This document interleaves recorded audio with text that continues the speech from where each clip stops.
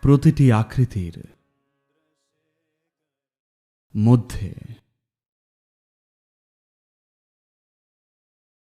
একটা ধ্বনি লুকিয়ে আছে। ধ্বনি লুকিয়ে আছে মানে যে কোনো বস্তুর যে উপরিভাগের শব্দ সেটা বেরিয়ে আসে যখন সেটাতে আঘাত করেন। একটা ঘণ্টায় আঘাত করলে যে আওয়াজটা শুনতে পান, যে আওয়াজটা আপনাদের অনেকেরই অপছন্দের, কারণ ভোর 4:45 সেটা বাজে বলে। এই আওয়াজটা সেই বস্তুর উপরিভাগের আওয়াজ। সব বস্তুরই একটা গভীরের আওয়াজও আছে। কেউ যদি কোনো জিনিস বা আকৃতির লুকোনো ধ্বনিটা জানে, যখন কোনো নির্দিষ্ট আকৃতির গভীরের শব্দটা জেনে যান, তখন দেখবেন আপনি সেই আকৃতিটাকেও জানবেন, আর সেই আকৃতির সাথে একটা বিশেষ সংযোগ আর ঘনিষ্ঠতাও অনুভব করবেন। এর ওপর ভিত্তি করেই এই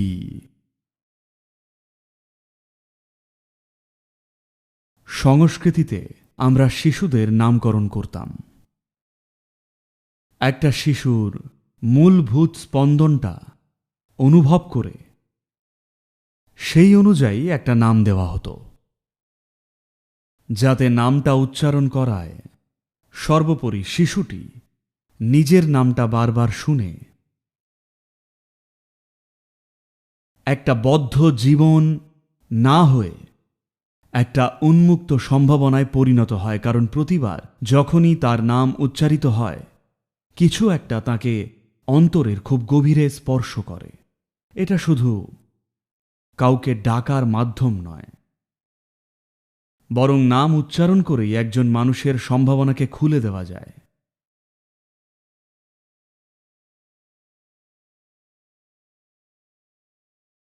আজকাল শিশুদের নামকরণ বাবা মায়েদের খেয়াল খুশির ব্যাপার হয়ে গেছে। সময়ের ফ্যাশন অনুযায়ী নাম দেওয়া হচ্ছে। কিন্তু কিছুকাল আগে অবধিও শিশুদের নামকরণটা বাবা মায়েরা করতেন না। সবসময় এমন কেউই নাম দিত যে আরো ভালো জানে। তিনি ঠিক করতেন বাচ্চার কি নাম হবে। কারণ আপনি যখন নাম বাছেন, সেটা বাছেন সামাজিক ও ব্যবহারিকতার ভিত্তিতে। কিন্তু সেটাই সব নয়, কারণ অস্তিত্ব হল শুধুই ধ্বনি বা শব্দের একটা জটিল মিশ্রণই। এই যে নানান জটিল বৈচিত্র্যময় কম্পনের প্রক্রিয়া চলছে, তাতে আপনিও আরেকটা কম্পন মাত্রই। আপনি যদি শুধু আরেকটা কম্পন হন, ঠিক যেন বালির একটা দানা, তুচ্ছ, নগণ্য, এই বিশাল মহাজগতের মাঝে এই ছোট্ট শরীরটা কিছুই না। কিন্তু যদি গভীরের এই লুকোনো আওয়াজটা আত্মপ্রকাশ পায়, তাহলে এটা সবকিছুর ক্ষেত্রেই একটা চাবির মতো হয়ে যায়। এটা শুধুমাত্র নিজেকেই নয়, বরং যা কিছুকেই এই শব্দ দিয়ে স্পর্শ করি সেই অন্য সবাই বা অন্য সব কিছুকেও খুলে দেয়, কারণ এটা আমার একান্ত পবিত্র একটা চাবি। তো প্রত্যেকটি শিশু যখন তারা জন্মায়, বাবা মাকে ডাক নাম দেওয়ার বেলায় স্বাধীনতা দেওয়া হতো তাদের আবেগের সন্তুষ্টির জন্যে, কিন্তু শিশুকে আসল নামটা দিতেন অন্য কেউ, এমন কেউ দিতেন যে বাবা মায়ের চেয়ে ভালো জানেন, হয়তো সবসময় নয় কিন্তু তবুও। না হলে সেটা হতো শিক্ষার অভাবে, সেটা হতো সংস্কৃতির বিচ্ছিন্নতার কারণে।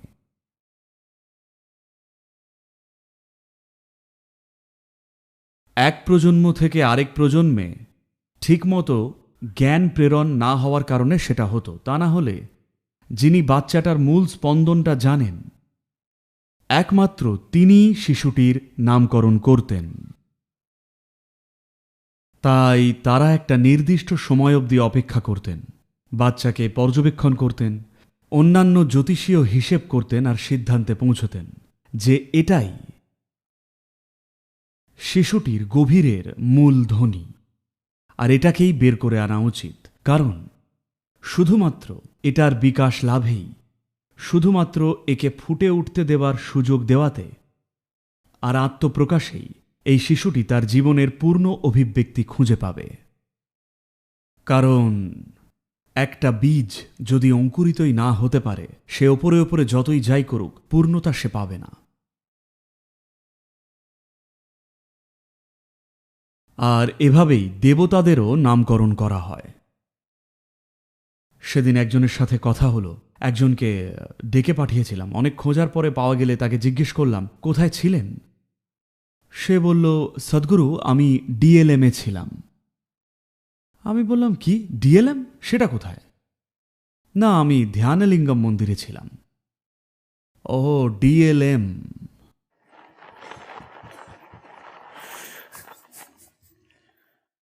তো আপনি ডিএলএমে যান, এটা এক জিনিস। আমি ধ্যানলিঙ্গে ছিলাম, এটা আলাদাই জিনিস। দেবতাদের এমনভাবে নাম দেওয়া হয়, যদি উচ্চারণ করেন ভৈরবী, চোখে জল আসা উচিত। যদি বলেন ধ্যানলিঙ্গ, আপনার মধ্যে স্থিরতা আসা উচিত। যদি বলেন সদ্গুরু, তাহলে আপনার মধ্যে পরমানন্দের জোয়ার বয়ে যাওয়া উচিত। যদি শব্দটা প্রয়োজনীয় ইনভলভমেন্টের সাথে উচ্চারণ করেন, কারণ শব্দগুলো শুধু অর্থহীন কোনো আবর্জনা নয়, শব্দ হল একটা অনুকম্পন। কম্পনটা যদি সঠিক হয়, এটা আপনাকে প্রয়োজনীয় পথ করে দেয়। তাই যখন সঙ্গীত চলছে, আমি চাই আপনি আওয়াজটা শুনুন, সঙ্গীতটা নয়। বুঝতে পারছেন কি বলছি? আমি চাই আপনি শব্দের আওয়াজটা শুনুন, সঙ্গীতের সুরের ব্যাপারটা নয়। যদি সঙ্গীতের আনন্দ পেতে চান, তাহলে সঙ্গীত শুনতেই পারেন। কিন্তু যদি জীবনের গভীরতর জগতে ঢুকতে চান, তাহলে অবশ্যই প্রতিধ্বনিগুলো শুনুন, সুরের ওঠানামাটা নয়। সুরের ওঠানামাটা অগভীরে চলে, সুরের ওঠানামাটা ক্ষুদ্র ঘটনা, নিঃসন্দেহে সুন্দর কিন্তু সীমিত।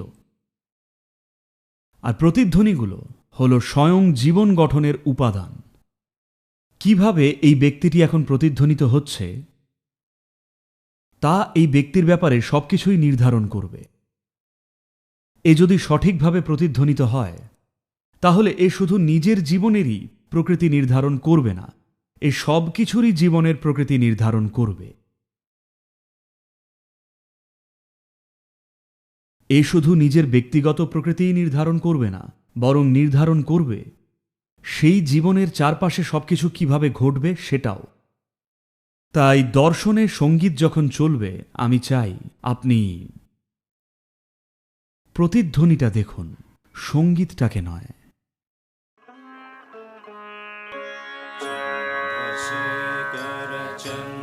चन्द्रशेखर चन्द्रशेखर पाहि मां चन्द्रशेखर चन्द्रशेखर चन्द्रशेखर